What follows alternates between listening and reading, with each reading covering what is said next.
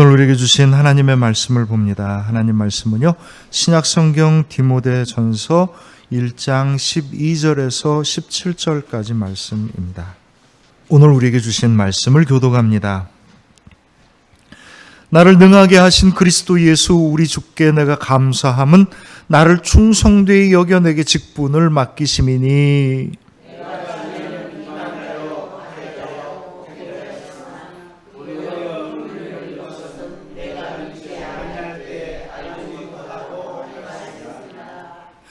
우리 주의 은혜가 그리스도 예수 안에 있는 믿음과 사랑과 함께 넘치도록 풍성하였도다.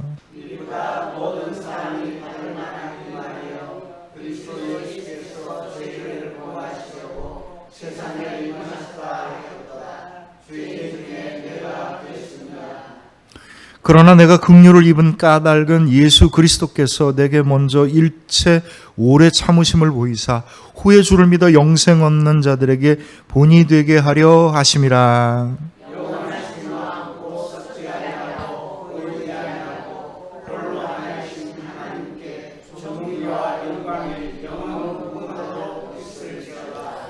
아멘. 우리를 새롭게 하시는 하나님의 은혜와 평강이 여기 모여있는 사랑하는 우리 성도님들과 가정 위에, 그리고 우리 생명나무 모든 공동체 가정들 위에 함께 하시기를 주님의 이름으로 축원합니다. 네, 감사합니다. 디모데 전서, 디모데 후서는요, 사도 바울이 그의 제자이며 아들과도 같았던 디모데에게 보내는 편지입니다. 그러니 이 안에는요, 디모데를 위하는 사도 바울의 권고와 기도와 여러 가지의 권면들이 들어있는데 마치 정말 자기 아들을 다독거려서 일으켜 세우는 것 같은 그런 깊은 애정이 이 편지 안에 담겨 있습니다. 그러니까 사도 바울이 여기서 뭔가 얘기를 하면은요, 정말 이랬으면 좋겠어 라고 하는 간절한 사랑의 마음이 담겨져 있는 거죠. 오늘은 사도 바울이 두 가지의 이야기를 합니다. 하나는 뭐냐면 소명에 대한 이야기인데, 하나님께 자기가 소명을 받았어요. 하나님의 부르심을 받았고요, 하나님께서 맡겨주신 직분을 맡았습니다. 이건 다 같은 이야기입니다. 소명이라는 것과 직분이라는 건 같은 이야기예요. 왜냐하면 여기서 직분이라고 얘기하는 건 일정한 직책을 이야기하는 게 아니라 마땅히 해야 될 일들을 감당한다라는 그런 뜻이 있기 때문에 여기서 이야기하는 직분과 소명은 같은 이야기입니다. 근데 이걸 받았는데 이 소명 안에 무엇이 있냐면 사도 바울의 고백에는 두 가지의 은혜가 있는 겁니다. 한 가지의 은혜는 뭐냐면 하나님이 이 직분을 맡기도록 오랫동안 뻐대고 안 믿고 했던 나를 기다려주고 참았다라고 하는 은혜인 겁니다. 다시 말하면 긍휼의 은혜인 거죠. 오래 참으심의 은혜인 거예요. 근데 이 오래 참으심의 은혜가 이유가 있다는 겁니다. 이게 첫 번째 사도 바울이 하고 싶었던 이야기고요. 두 번째 하고 싶었던 이야기는 뭐냐면 내가 나의 소명, 나의 직분, 내가 마땅히 해야 될 일들을 감당하게 될 때에 나를 능하게 하시는 하나님의 은혜를 풍성히 받을 것이다라는 이야기를 하는 겁니다.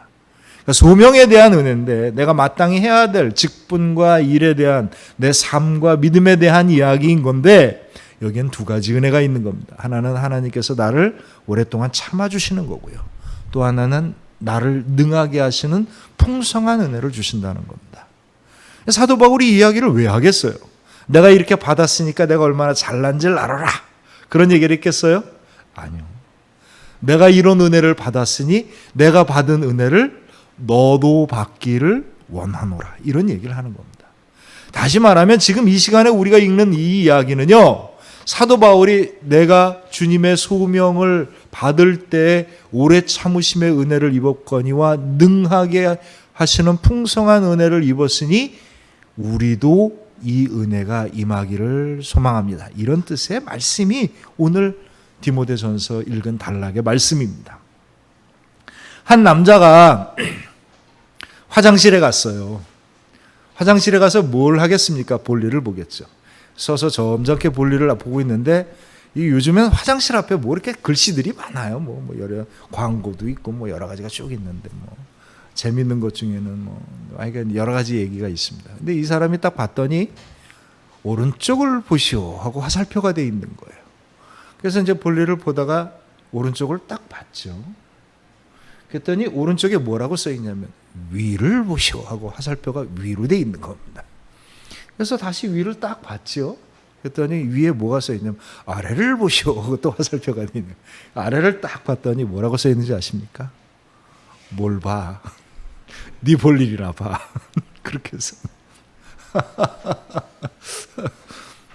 우리가 세상을 살면서 참 어리석은 삶 중에 하나는 뭐냐면요, 내가 사는 삶을 소중하게 여기고 내가 갖고 있는 믿음을 소중하게 갖고 나가지 못하고 그저 남들이 하는 얘기에 휘말려서 이리저리 온통 정신과 신경을 빼앗기며 살아가는 사람들이 제일 불행한 사람들입니다. 신앙에 있어서도요, 남이 받은 은혜 얘기하고 남에게 감동을 받지 자기 신앙에 감동이 없으면은요, 이건 정말 안타까운 신앙인 겁니다. 사도 바울이 디모데에게 자기 얘기를 했을 때 이 이야기는 누구에게 하는 얘기냐면 디모데한테 하는 얘기인 거고요. 이 말씀을 오늘 내가 받으면 누구한테 하는 이야기입니까? 바로 나한테 하는 이야기인 겁니다. 세상에 많은 정보가 쏟아집니다. 많은 정보가 쏟아지고 그냥 수없이 많은 이야기들이 우리에게 듣는데, 물론 우리는 그런 이야기가 필요해요. 워낙 정보가 빠른 시대고 고급 정보나 빠른 정보에 의해서 우리가 많은 유익을 볼 수 있기 때문에 정보에 귀를 기울이는 게 옳습니다. 그러나 그거보다 더 중요한 것은 그 무수한 이야기들 속에서 내가 어떤 삶을 살아가느냐라고 하는 것이 훨씬 더 소중한 거죠. 여기에 휘말려서 살아가게 되면 어리석은 삶을 살아가는 거고요. 그것은 사도 바울에게도 마찬가지였던 겁니다. 오늘 13절에 보면 내가 전에는 비방자여 박해자여 폭행자였으나 도리어 긍휼을 입은 것은 내가 믿지 아니할 때 알지 못하고 행하였음이라. 아멘. 사도 바울이 우리가 잘 아는 것처럼 사도 바울이 처음부터 예수님을 열심히 믿었던 제자가 아니었죠. 오히려 사도 바울은 예수님 믿는 제자들을 증오하고 차별하고 그들을 잡아 죽이기 위해서 누구보다도 열심히 했던 사람입니다. 왜 그랬을까요? 왜 그랬을까요? 그가 얻었던 정보는 이런 정보였습니다. 예수님은 가짜 메시아다. 이 가짜 메시아가 우리 유대인 사회에 퍼지게 되면 우리 유대인 사회는 이 가짜에 병들게 되고, 그리고 이 거짓 메시아 때문에 우리 유대인들이 죄악 속에 빠지고 하나님의 벌을 받을 것이다. 이런 정보를 얻은 겁니다. 가짜 뉴스죠. 가짜 뉴스입니다. 대부분의 가짜 뉴스들은요. 죄송합니다. 대부분의 가짜 뉴스들은요, 차별하고 증오하고 분노하게 하고 남을 적으로 삼고, 그래서 남을 핍박하고 남을 괴롭히고 이랬을 때 우리가 유익을 얻을 수 있다고 하는 이야기들이 대부분 보면 가짜 뉴스들입니다. 사도 바울이 들었던 뉴스가 이 뉴스였어요. 가짜 정보예요. 예수님이 어떤 분인지를 알았던 거예요? 몰랐던 거예요? 몰랐던 겁니다. 어리석었던 거죠. 그리고 그 예수님을 만나서 내가 어떤 삶을 살았냐는 것을 나중에 알게 되었었을 때 사도 바울이 얼마나 기뻤겠어요. 그게 진짜 자기가 원하는 삶인 걸 찾은 겁니다. 남의 이야기에 휘말렸었을 때는요, 엉뚱한 삶을 사는 거고요. 주님께서 나에게 주신 삶을 살 때 진정한 기쁨의 삶을, 거기서부터 정말 내가 행복한 삶을 만들어갈 수 있는 겁니다. 사도 바울이 자신의 신앙과 삶을 찾게 되었었을 때 그의 삶은 180도로 변화합니다. 그전에는요, 남을 잡고 비방하고 폭행하고 저주하고 증오하고 차별하는 삶이었지만 그 삶이 180도로 바뀌니까 어떤 삶이 되는 거예요? 다른 이를 사랑하고 구원하고 참는 삶으로 바뀌는 겁니다. 이 바울과 이 바울이 다른 사람인가요? 물론 이름은 이쪽은 사울이고 이쪽은 바울이니까 나중에 사울이 이름을 바울로 바꾸죠. 똑같은 사람이에요. 똑같은 사람입니다. 다른 점이 있다면 뭡니까? 가짜 뉴스에 휘말려 갖고 남의 이야기에 자기의 삶에 헤매이는 삶을 살았던 사울이 주님을 만나 주님의 사랑이 무엇인지를 경험하게 되고 주님의 사랑을 따르는 삶, 자기의 진정한 행복한 삶을 찾게 되었었을 때 변화되고 달라진 삶을 살아가는 겁니다. 그리스도인은 도대체 어떤 사람들이냐? 세상에 온갖 이야기들이 많이 있으나 나에게 진정 구원과 나에게 진정 행복과 나에게 진정한 축복을 주는 하나님의 말씀을 따라 나를 사랑하시고 나에게 복된 길을 열어주시는 행복한 삶을 찾아가는 사람들 누굽니까? 그리스도인입니다. 이것이 바로 그리스도인인 거예요. 사도 바울이 이 이야기를 하면서 무슨 얘기를 하고 싶은 거예요? 내가 옛날에 그랬어. 지금은 잘나지? 이런 얘기를 하는 게 아니고요. 나도 옛날에는 이런 부족함과 허물이 있었으나 주님의 은혜로 내가 이 삶을 찾았으니 너도 늘 디모데야 너도 늘 자신의 길을 돌이켜 주님께서 나에게 인도하시는 진정한 행복한 길을 찾아가거라. 그 얘기를 하고 싶은 겁니다. 성경의 이야기가 남의 이야기가 되면은요, 우리가 받는 은혜와 구원도 누구의 이야기가 되는 거예요? 남의 이야기가 되는 거예요. 내가 하나님께 은혜를 받고 내가 하나님으로부터 구원의 은총을 입으려면 성경의 이야기가 누구의 이야기가 돼야 되는 겁니까?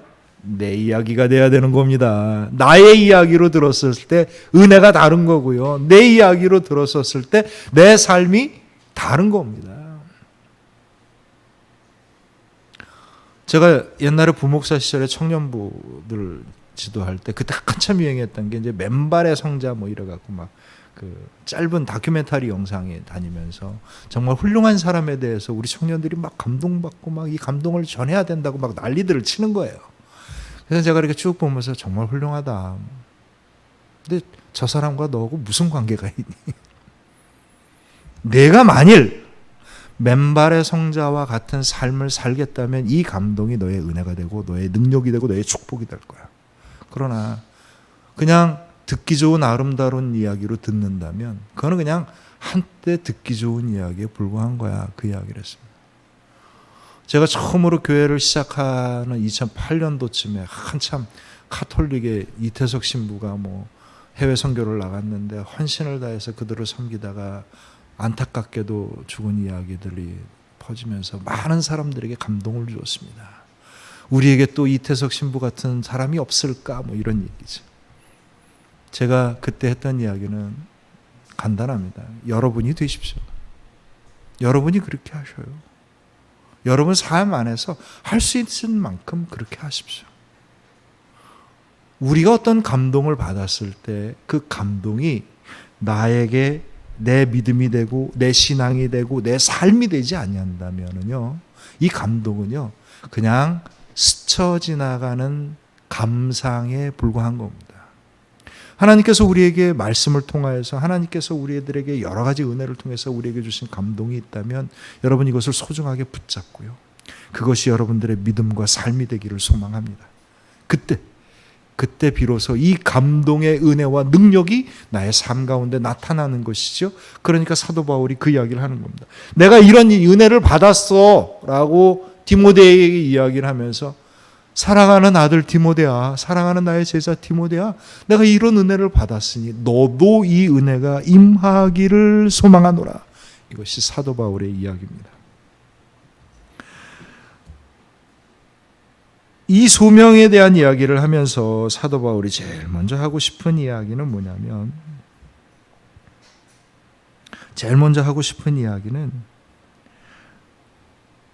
하나님께서 나를 향하여 오래 참고 기다리셨다라고 하는 겁니다. 우리가 잘 아는 것처럼 사도 바울은요, 예수님의 제자들을 폭행하고 잡아 가두고 증오하고 미워했지요. 그런데 그가 예수님을 만나면서 눈이 번쩍 뜨인 겁니다. 이게 아니었구나. 이게 아니었구나. 내가 정말 잘못 알고 있었구나. 정말 하나님이 우리에게 주시는 삶은 이런 거였구나 라고 하는 걸 발견하게 됩니다. 근데 그때 그가 느꼈던 게 뭐냐면 하나님께서 나를 오랫동안 참으셨구나. 사도 바울이 예수님의 이야기를 처음 아무것도 몰랐기 때문에 몰랐을까요? 그렇지 않습니다. 많이 들었죠. 전에 들은 이야기도 있고 자기가 직접 들은 때도 있습니다. 언제 때 직접 들었었어요? 스데반 집사가 마지막으로 죽음을 무릅쓰고 마지막 설교를 할 때 그 감동적인 설교를 들으면서 사도 바울은 어떻게 하냐면 분노합니다. 복음을 들으면서 분노한 거예요. 그리고 어떻게 해야 되겠어요? 저걸 돌로 때려 죽여야 되겠다라고 하는 증오심이 생겨난 겁니다. 이야기를 전혀 못 들었기 때문에 그런 게 아니라 마음이 열리지 않았기 때문이에요. 다른 말로 이야기하면 들으려 하지 않았기 때문입니다. 한 아버지가 아들이 둘이 있었는데 어느 날 갑자기 막 의식을 잃고 쓰러져 버렸습니다. 막 죽은 듯이 의식을 잃고 쓰러지니까 아들들이 막 당황을 했던 거예요. 막 그래서 어쩔 줄 몰라 하다가 정신을 차리고 나서 형이 동생에게 야 빨리 병원에 가서 의사 선생님을 모시고 와라. 그때는 핸드폰이 없었던 시절이니까. 동생이 막 그냥 정신없이 뛰어나가서 병원을 향해 달려간 겁니다. 막 이제나 저제나 기다리고 아버지를 봤는데 막 의식은 돌아오지 않고 어떻게 될지 모르는데 숨은 간신히 붙어 있는 것 같고 뭐 그런 상황에 너무 화가 난 거예요. 기다리다가. 큰아들이 소리를 버럭 질렀어요. 이놈이 죽은 거야 산 거야 막 이러고 소리를 버럭 지른 거예요. 근데 하필이면 그때 아버지가 정신이 딱 들어온 거예요. 이놈이 죽은 거야 산 거야 이야기가 딱 들었는데 그때는 이제 뭐 어떻게 정신 없어갖고 이래가지고 나중에 곰곰이 생각할수록 괘씸하고 고약해가지고 큰아들을 구박하기 시작했습니다. 근데 나중에 큰아들이 너무 이상하다. 아버지가 왜 이렇게 변하셨을까. 자기는 언제나 아버지를 사랑하고 말 잘 듣고 정성을 다하는데 아버지는 나를 왜 이렇게 미워할까.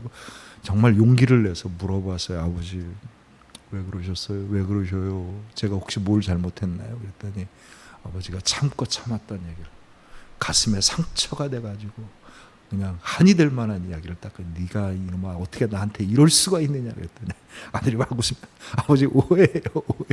우리 동생한테 한 얘기입니다. 들으려 하지 않으면은요. 들으려 하지 않고 받아들이려 하지 않으면은요. 엉뚱한 생각과 엉뚱한 마음을 품게 돼 있는 겁니다. 스데반 집사가 마지막으로 순교 직전 했던 그 설교를 들으면서 그 복음의 이야기를 들으면서 사도 바울 마음속에는 분노와 증오가 가득했습니다. 왜 그랬겠어요? 그 사도 바울과 나중에 복음을 전하는 사도 바울이 다른 건가요? 다르지 않아요. 다르지 않습니다. 다른 게 있다면 딱 한 가지입니다. 영혼을 열어서 주의 말씀을 듣느냐? 영혼을 닫고 주의 말씀을 내 이야기로 듣지 않느냐의 차이만 있을 뿐인 겁니다. 그래서 로마서 10장 17절에 뭐라고 얘기하냐면 그러므로 믿음은 어디에서 나며? 들음에서 나며 들음은 그리스도의 말씀으로 말미암느니라. 아멘. 믿음은 어디에서 나요? 들음에서 나는 겁니다. 주의 말씀을 들으십시오. 주님께서 내가 듣지 않는다 하더라도 어떻게 하고 계셔요? 오래 참고 기다리신 겁니다. 그러니 16절에 보면 그러나 내가 긍휼을 입은 까닭은 예수 그리스도께서 내게 먼저 일체 오래 참으심을 보이사 후에 주를 믿어 영생을 얻는 자들에게 본이 되게 하려 하심이라. 아멘. 바울은 몰랐죠. 하나님이 자신을 참고 있다라고 하는 걸 몰랐던 겁니다. 근데 주님께서 그냥 화가 나서 참고 계신 게 아니라 안타까운 마음으로 참으면서 어떻게 하신 거예요? 기다리신 겁니다. 하나님의 참으심은 어떻게 하는 거예요? 우리를 기다리는 거예요. 왜 기다린 거겠어요? 왜 기다린 거겠어요? 언젠가 내 사랑하는 아들이, 언젠가 내 사랑하는 이 딸이 온전하게 자신의 신앙과 자신의 삶을, 자신의 구원과 자신의 행복한 길을 찾아가겠지. 언젠가. 소중하면 소중할수록 인내와 참는 것은 깊어지고 길어지는 겁니다. 어지간하면 참지 못하죠. 별것도 아닌 일에는 버럭버럭 하는 겁니다. 뭐 참을 필요도 없고요. 그러나 내가 정말 소중하게 여긴다면, 길이 참을 수 있는 겁니다. 견딜 수 있는 거죠. 왜냐하면 그거보다 더 귀한 열매가 있다는 걸 알고 있기 때문인 겁니다. 사도 바울을 하나님께서 참으셨어요. 왜 참으신 겁니까? 그를 사도로 세워서 똑같이 고집스럽게 지독하게 말을 듣지 아니하고 자기만의 욕망으로 살아가는 사람들에게 뭐가 되게 하려? 본이 되게 하려. 그들을 이해하고 다독거리고 해줄 만한 사람을 하나님께서 길이 참음으로 먼저 보여주신 겁니다. 그러니 사도 바울이 지독하게 마음을 닫고서 고집스럽게 자기 성질대로 살아가는 사람들을 어떻게 대했겠어요? 하나님의 참으심으로 참고 그들에게 복음을 전하는 겁니다. 그를 세우셨어요. 어떤 과정에서 세우셨습니까? 그냥 아무것도 능력이 없고 처음 해보는 일들을 갖다 시키기 위해서 사람을 세워갖고 먹여주고 입혀주고 채워주고 해서 그냥 전혀 엉뚱한 일을 하게 했어요? 아니요. 사도 바울이 겪은 은혜 가운데, 사도 바울이 겪은 그 여러 가지 삶에서 깨달음 가운데 그가 해야 될 일들을 보여주신 겁니다. 그러니 사도 바울이 자기가 받은 대로 행한 거죠. 우리가 은나섬 훈련을 합니다. 은나섬이 뭐예요? 내가 받은 은혜를 나누고 섬기는 겁니다. 사도 바울이 한 게 뭐 있어요? 그가 특별한 인간이었기 때문에 특별한 일을 했다? 물론 특별하죠. 솔직하게 특별합니다. 그러나 간단하게 이야기하면 주님으로 받은 은혜를 은혜대로 나누고 섬긴 삶을 산 겁니다. 그가 하나님의 오래 참으심의 은혜를 받았기 때문에 오래 참음을 믿음과 오래 참음의 삶을 살아갈 수 있었던 겁니다. 그전에는 몰랐으나 그것을 알게 되었었을 때 사도 바울은 당당하게 얘기할 수 있습니다. 여러분, 내가 죄인 중에 우두머리입니다. 나 같은 사람도 이 구원의 은총을 입었거든. 여러분들이 무슨 문제가 있겠습니까? 나 같은 사람도 하나님의 은혜와 능력 아래 있는데 여러분들이 무슨 문제가 있겠습니까? 받으십시오. 내가 주님의 은혜와 주님의 말씀을 온전히 들었었을 때 하나님의 온전한 은혜와 능력 가운데 살아갈 수 있었던 것처럼 여러분들도 변화된 삶을, 진정한 은혜와 축복의 삶을 살 수 있는 겁니다. 그 이야기를 하는 겁니다. 디모데에게 이 이야기를 합니다. 왜 했겠어요? 디모데가 고생스럽거든요. 괜히 그냥 할 일이 없어서 편지를 보낸 게 아니에요. 그가 사역을 해나가는데 여러 가지 어렵고 복잡하고 힘겨운 문제들이 있었던 겁니다. 그때 사도 바울이 하고 싶은 얘기가 뭐겠어요? 잘 참고 견뎌라. 잘 참고 견뎌라. 너의 약함과 부족함과 허물을 참고 견디시고 너에게 은혜와 능력을 더하여서 너를 변화시키는 하나님의 그 큰 은혜가 잘 견뎌내고 잘 만들어가고자 하는 너의 삶 속에 있을 것이다. 사랑하는 성도 여러분, 하나님한테 교만하지 마시고 겸손하셔요. 우리가 혹시 잘된 게 있으면 내가 잘돼서 잘된 게 아닙니다. 내가 뭔가 훌륭한 믿음이 있어서 됐다고 생각하지 마시고요. 하나님께서 깊은 사랑으로 우리를 기다려주고 참으시고 계시다라고 하는 걸 늘 생각하면서 주님 앞에 조금씩 한 걸음씩 나아갈 수 있는 변화된 삶을 살아갈 수 있는 복된 믿음이 되시길 주님의 이름으로 축원합니다. 두 번째 사도 바울이 얘기하는 거는요, 소명 가운데 능하게 하시는 하나님의 은혜입니다. 12절에 보면 나를 능하게 하신 그리스도 예수 우리 주께 내가 감사함은 나를 충성되이 여겨 내게 직분을 맡기심이니. 아멘. 하나님이 무엇으로 나를 능하게 하신 거예요? 나에게 직분을 맡기심으로 나를 능하게 하신 겁니다. 능하게 한다라는 이 말은 엔듀나모라고 하는데, 엔듀나모라고 하는 이 말은 듀나미스, 다이나믹이라고 하는 이 말에서 나온 겁니다. 능력 있는 거예요. 힘이 있는 겁니다.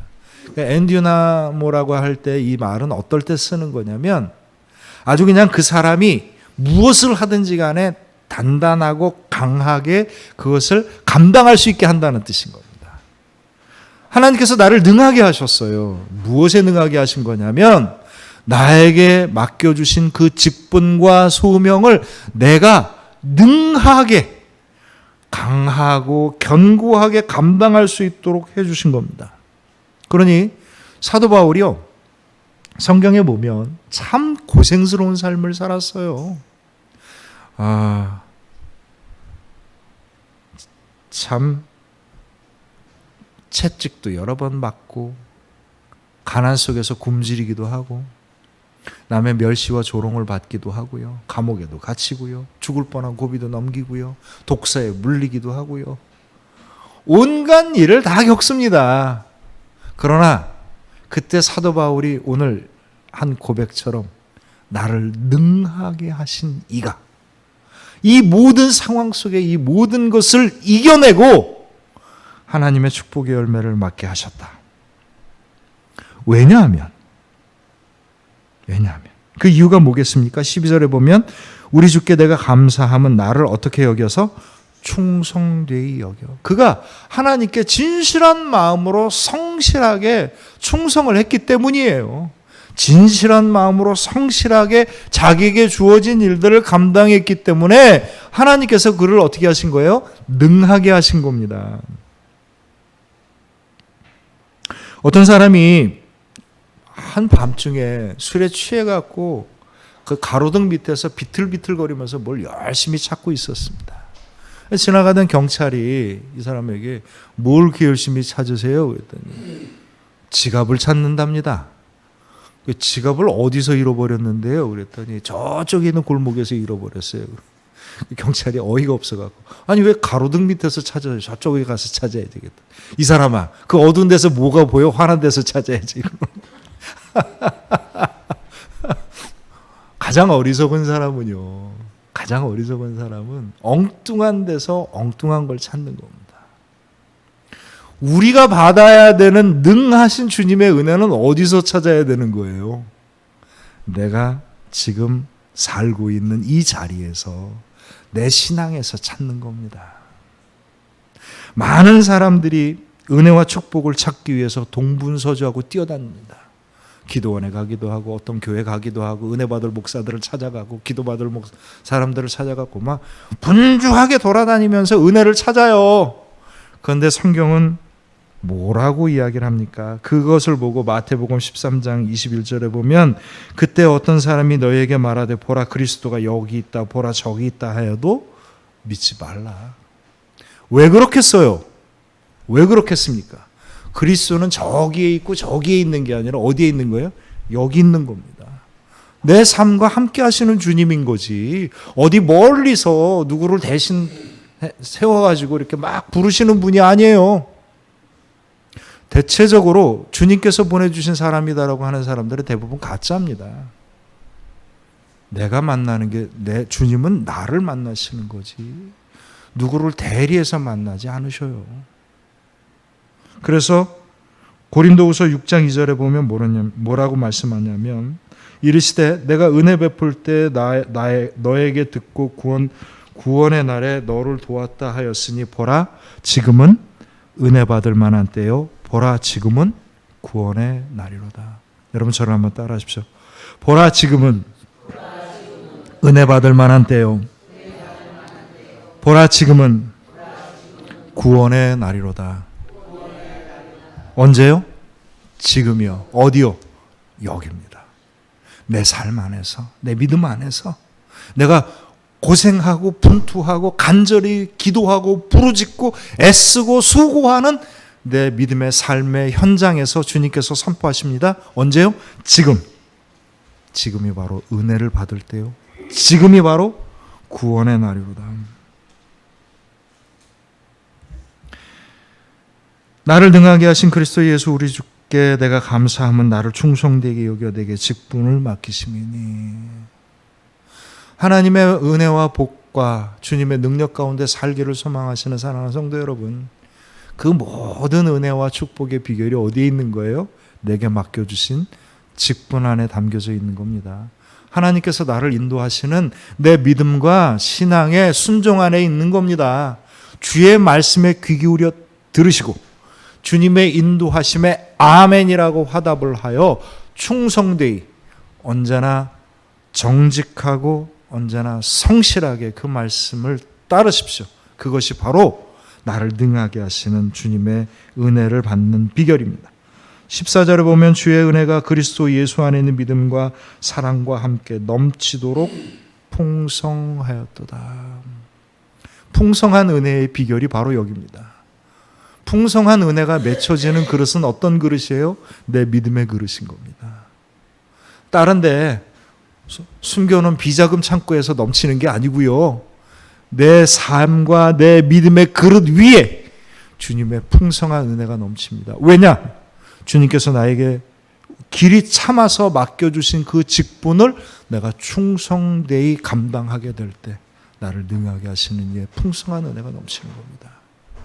사도 바울이 디모데에게 편지를 하면서 열심히 하면서 뭐 하다 보면 잘 되겠지라고 막연하게 가지 말고, 그렇게 막연하게 신앙생활하지 말고 나를 오랫동안 참아서 견뎌주고 기다려주면서 나에게 맡겨주신 것을 찾아 내가 그것을 충성되이 행함으로 진정으로 주님께서 나와 함께 하시는 능하신 은혜와 풍성한 은혜를 받기를 소망하노라. 이것이 사도 바울이 디모데에게 한 이야기고요. 오늘 이 말씀이 지금 이 시대를 살아가는 우리들에게 주신 말씀입니다. 나에게 맡겨주신 소명과 나에게 맡겨주신 직분을 충성되이 섬기고 주의 말씀에 순종함을 통하여서 하나님의 능하게 하시는 풍성한 은혜가 넘치는 저와 여러분들의 복된 믿음이 되시기를 주님의 이름으로 축원합니다. 소중하게 붙잡고 감당하십시오. 어떤 어려운 상황에 있더라도 두려워하지 마십시오. 나를 능하게 하신 이가 그 모든 것을 감당함으로 말미암아 놀라운 의와 축복의 열매를 맺게 하여 주실 줄로 믿습니다.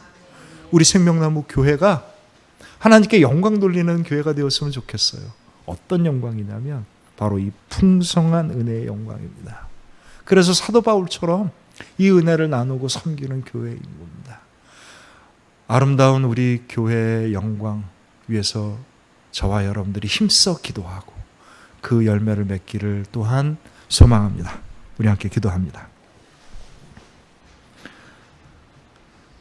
이 시간 기도할 때 오늘 우리에게 주신 말씀의 은혜를 생각하시면서 우리들의 믿음을 다시 한번 결단하고 우리가 준비한 예물을 드리는 시간을 갖겠습니다.